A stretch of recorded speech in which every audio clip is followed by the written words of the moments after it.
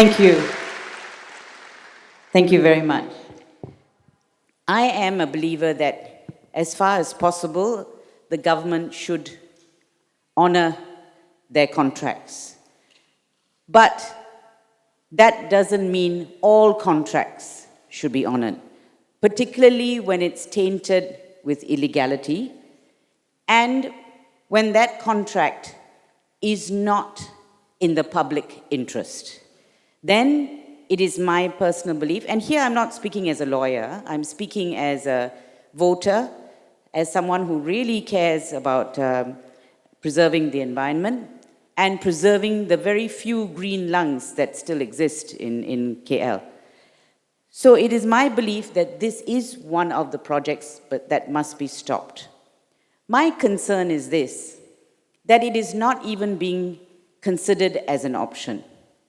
I know we may not have all the facts, all the answers, but we would like the Attorney General to look at the legality of this contract, in my view, and I believe that many people have written into the press, including a former Court of Appeal judge, who I think is here today, Justice Anandam, just imploring the FT minister to consider calling off this contract. Now, the FT minister mentioned the ECRL. Look, even ECRL, we're carrying on, etc., etc. But those projects have a public interest element. There is some benefit to the public for it carrying on. The question that needs to be asked here is who benefits from this contract?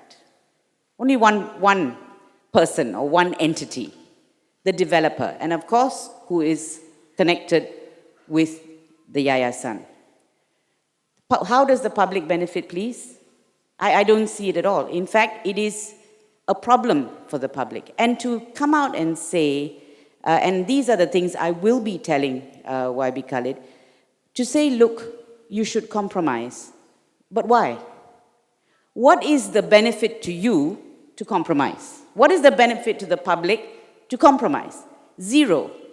No benefit whatsoever. The long houses, we are all clear.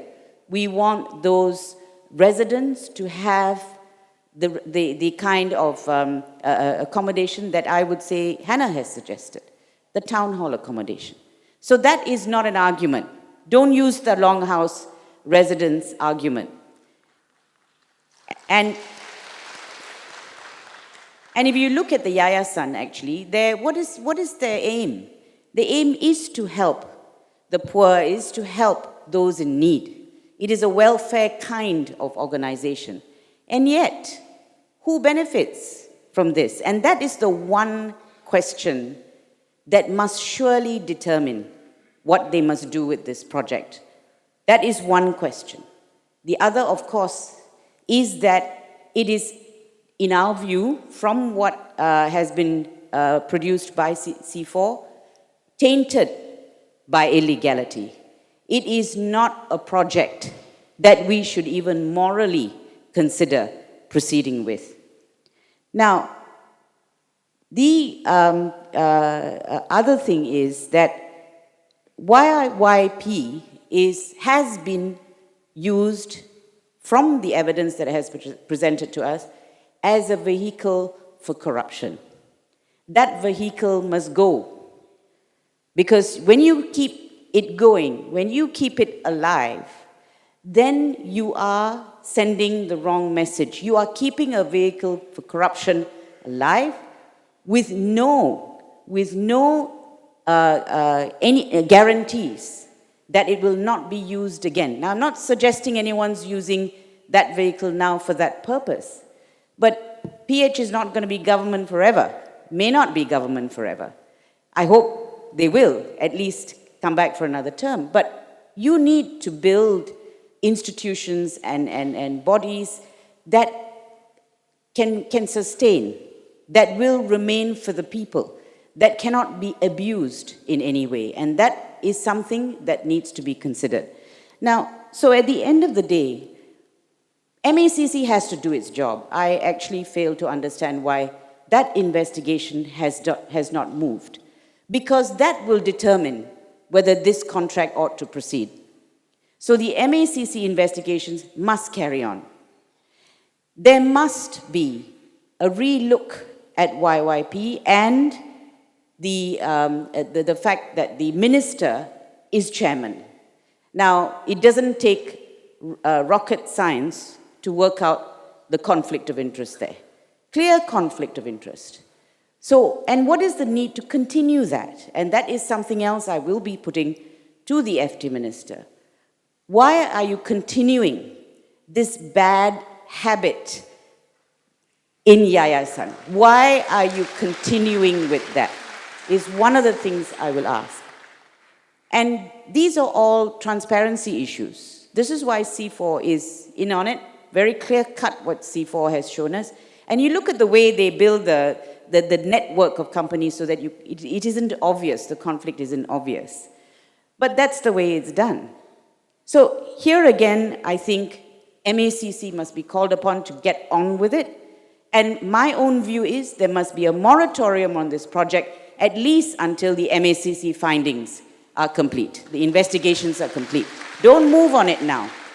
Because we are all interested in transparency, and the government is interested in transparency, I hope Cabinet will make that decision. Hold on, no rush on this one, and we will let the MACC complete its investigations. I know that that means a delay to the longhouse housing, but I'm hoping that MACC will actually move fairly quickly. Now, the compensation, I don't agree with the figures that have been put forward. I have previously given my reasons, and Hannah has given her reasons. Basically, if you look at if there is a termination, and particularly where the land has not been developed at all, then the actual expenditure incurred is what will be, should form the basis for the compensation. And this is under the Federal Territory Planning Act, 1982. So, what have they spent on the land? That's something also that they will have to prove. It is not, it should not be an insurmountable amount. But look, maybe I'm wrong. Let the AG give the advice on that. Who has been advising so far? I'm not so sure. So let the AG give the advice on that. And I also believe that, I know the YB Khalid has said, we are friends. I agree. We are friends. We all battled and fought and produced that golden result on the 9th of May, 2018. We stood shoulder to shoulder on a platform of transparency, integrity, and good governance. We fought together for that. And yes, we are friends. And I'm glad he has invited Cynthia and myself, and we will be going to see him. But this is not about friendship, as Hannah has said. It's not personal. And I can tell you, friends probably will hold you to a higher standard than they would anyone else. So we are holding you, YB Khalid, to a higher standard, because I know what we fought for. Certainly a higher standard than the last minister. So that is something that but as I say, to his credit, he has agreed to see us, and we will. And we will certainly make these points to him. What is the rush? So I think that a good move forward is to put the matter before Cabinet with all the facts. I think YB Hannah should be invited to make a presentation there. This presentation that has been so very useful. And at the end of the day, it is not a negotiation. I think that is what has to be very clear. It is not you give a little, we give a little. No, this is wrong from its inception. So there's no question of saving the baby at all. We need to battle to save every bit of the green lung in Kuala Lumpur.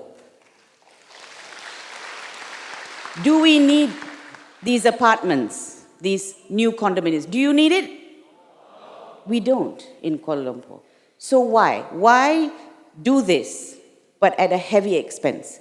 I know there's construction going on. I know there are other projects that will carry on. It's good to stimulate the economy. You know, they say you must be pro-developer, etc., etc. But you can do all that without being anti-residents. Build it somewhere else, okay? Don't do it so that you encroach onto the green lung, making it difficult. So to say that the Taman Tun residents were unreasonable, I think was grossly unfair. You're not unreasonable at all. All you're saying is preserve what is enjoyed by the public. Don't cut it down. Don't make it difficult, because Hannah took me around just now to have a look at the site. And if this project goes on, it's going to be so congested because there's going to be parking issues, the access is going to be difficult, all of that. So at the end of the day, it doesn't lie in the mouth of the developer to tell you to be reasonable in giving up your green lung. That is not a reasonable request. So, as I say, my request to YB Khalid on Monday will be, you're not even considering the option of termination. You have already decided the compensation is excessive. Please get the AG's advice on the compensation, if you think I'm wrong, and look at the viable option of terminating that project. Because at the end of the day, if there is a choice between private interests and public interests, the choice is clear. Thank you.